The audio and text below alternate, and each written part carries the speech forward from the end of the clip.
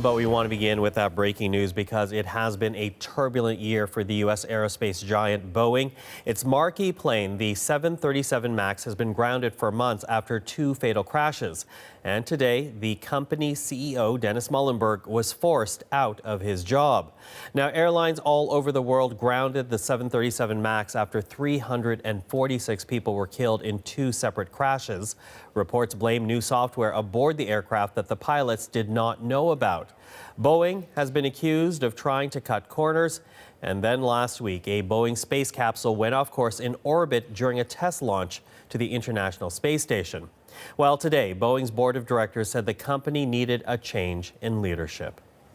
And for more, we're now reaching out to Leslie Josephs. She covers the airline industry for CNBC Network, joins us right now. So, Leslie, thank you for being with us. Could this move improve Boeing's relations with regulators and the flying public? That's possible. We have to remember also that with this story, it seemed like nothing could make relations any worse. So bringing in Calhoun, which is someone who has had decades of experience battling crises. He was at GE for many years, especially in the aircraft unit.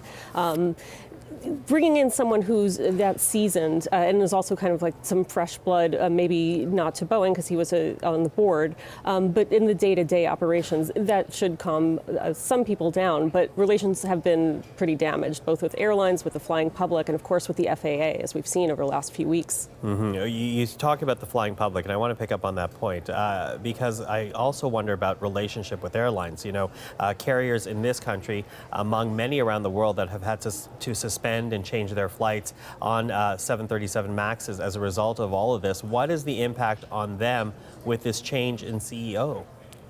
Well, airlines have already lost hundreds of millions of dollars because of this crisis. And now that it's going to go into 2020 and they don't have any visibility of when the aircraft is going to fly again, that bill is running up on Boeing. Boeing is going to have to compensate those airlines. So we don't really know when this is going to end, but the counter is ticking. What's also interesting in all this is the relationship that Boeing has with regulators in the United States, namely the FAA. How does this change at the top change that relationship? Well, one thing to remember there is the FAA got a new leader back in August, Steve Dickson, a former Delta pilot.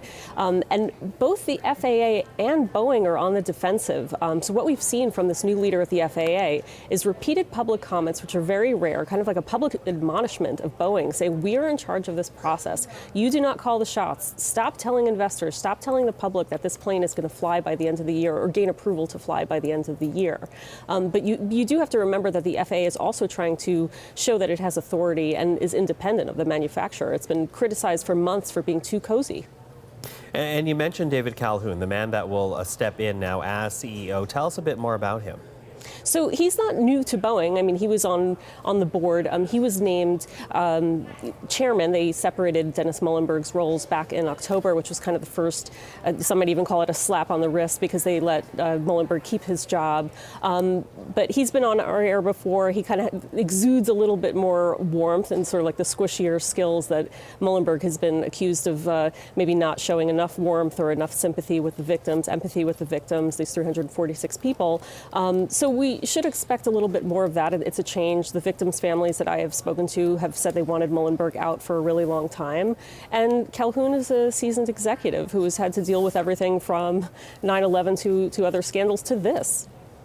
Leslie, thank you. Appreciate you starting off our coverage this hour. That is Leslie Josephs, who covers the airline industry for CNBC.